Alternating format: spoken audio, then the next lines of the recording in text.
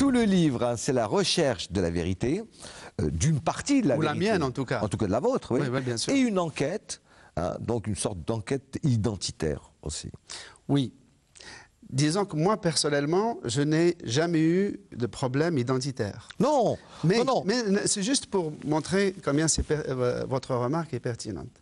Néanmoins, je me rends compte maintenant que je suis d'âge mûr, comme on dit, que ce passé que nous aussi, nous les petits Algériens du bled et qui avons vécu cette guerre et dont on n'a jamais parlé, nous aussi.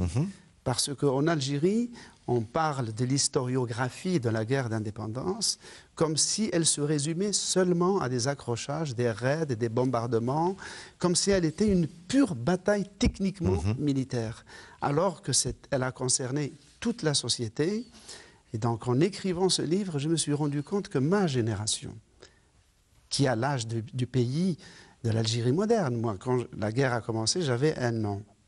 Donc, ma génération, jusqu'à maintenant, nous qui avons été marqués par cette guerre, et je dirais même par beaucoup d'aspects complètement formatés, par l'ambiance dans laquelle nous avons grandi. Nous avons grandi dans une ambiance d'insécurité, de précarité, de pauvreté. Moi, j'ai attrapé une primo-infection. 2 de mes frères, Khalifa et Darradi, sont morts de tuberculose. Ma sœur, Houriya, est morte de gangrène. Donc, on a été tellement marqués par ça. Et par une espèce de pudeur rurale, montagnarde, on n'en a jamais parlé. Et donc, je me suis dit, il faut que moi aussi, je le fasse pour moi, que je me revienne sur ce passé, sans aucune volonté de régler des comptes ou de trouver des coupables. Le passé est le passé. Il faut juste retourner parler à l'enfant qu'on a été.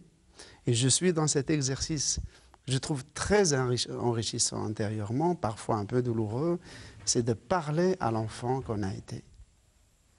Alors, autre